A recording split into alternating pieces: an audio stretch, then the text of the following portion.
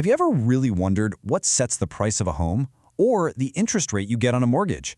It's not just about simple supply and demand. There are these massive, almost invisible financial and regulatory forces at work behind the scenes.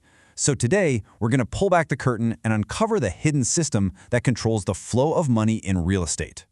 Finance is the lifeblood of the real estate industry. Let that sink in for a second. Without a steady flow of loans and credit, almost nothing gets built and very few homes get sold. This flow of money is literally everything. And that's exactly why we need to understand where it comes from, and more importantly, who's controlling the tap. And look, this isn't just some abstract topic for economists. Real estate is an absolute cornerstone of the U.S. economy. As you can see, it makes up a huge slice of our national wealth, it generates massive streams of income, and it employs millions and millions of people. So, bottom line, what happens in real estate, well, it affects everyone's wallet. So if finance is the lifeblood, that leads to the big question, right? Where does all that money actually come from? Who are the major players pulling the strings and controlling the supply of credit that this entire industry relies on? Well, the answer at the very highest level is the Federal Reserve. You've definitely heard the name, but its role and your ability to get a loan is incredibly direct. They are the main operator of the entire U.S. financial system. So what is the Federal Reserve, really? People just call it the Fed, and it's basically the central bank for the United States. Its primary job is to control credit and manage how much money is out there circulating in the economy. You can kind of think of it as the bank for all the other banks. Now, to manage the economy, the Fed doesn't just hit a button and print more cash. It has a very specific toolkit with three main levers it can pull to either pump money into the system or take it out. So let's open up that toolkit and see exactly how they work. Okay, the first lever is the reserve requirement. This is a simple but super powerful rule. It tells banks what percentage of the money they take in from deposits they have to keep on hand. They are not allowed to lend this money out. It has to stay in reserve. And here's the direct cause and effect. If the Fed raises the reserve requirement, let's say they bump it from 10% to 15%, banks suddenly have a lot less cash to lend out. With less supply, the cost of borrowing, interest rates, goes up. But if they lower it, banks are suddenly free to lend out more money, which usually pushes interest rates down and gets people and businesses borrowing and spending. The second lever is called the discount rate. Now, this is the interest rate that the Fed itself charges when it lends money directly to other banks. Think of it as the wholesale interest rate for the entire banking system. You can see how the Fed uses this to influence what banks do. When the Fed increases its lending rate, it becomes more expensive for your bank to borrow cash. And guess what? They pass that cost along, which discourages lending and tightens up the money supply.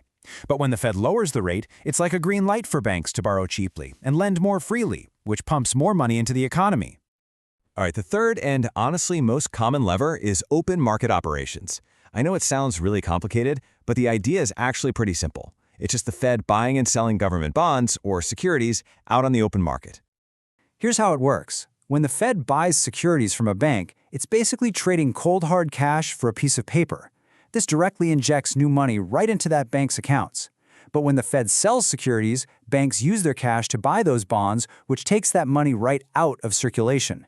It's their most direct tool for fine-tuning the nation's money supply day to day. So this is the crucial part.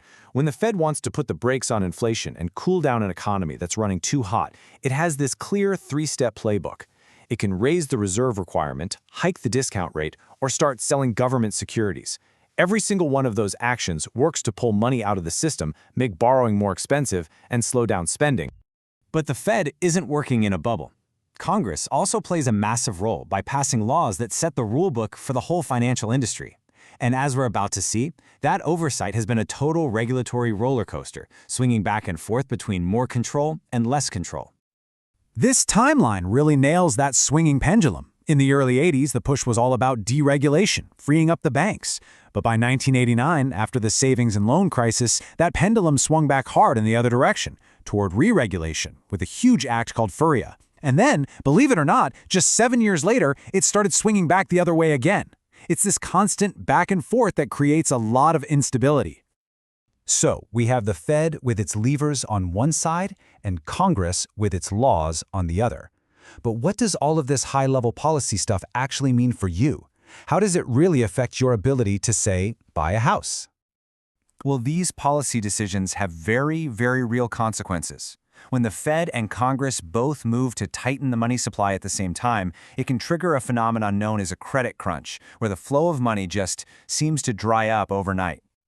A credit crunch is exactly what it sounds like, a sudden, sharp drop in how many loans are available.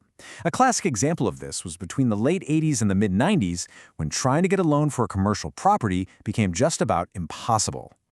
And here is the direct link. That credit crunch didn't just happen out of nowhere. It was a direct consequence of that big re-regulation law we saw on the timeline, FIRREA, which was passed back in 1989. So let's look at the mechanics of how this law actually caused the credit crunch. FIRREA basically forced banks to hold way more money in their vaults. So for a regular home mortgage, a bank might have to reserve, say, 2 to 4% of the loan value. But for a loan on an office building or a mall, that requirement suddenly jumped to as high as 8%. That made lending on commercial properties way less profitable and much riskier for the banks. So they pretty much just stopped doing it. So let's bring this all home. The crucial point here is that the interest rate you get offered on a mortgage isn't just some number a bank dreams up. It's the end result of this massive interconnected system. The Federal Reserve pulling its 3 levers, and Congress passing laws that can totally change the game for how and where banks are even allowed to lend their money. And this all leaves us with one final, really important question. We've seen this pendulum swing from deregulation to re-regulation and back again. In a world with markets that are constantly changing, will that regulatory pendulum ever actually find a stable center? The answer to that question will shape the future of real estate finance for every single one of us.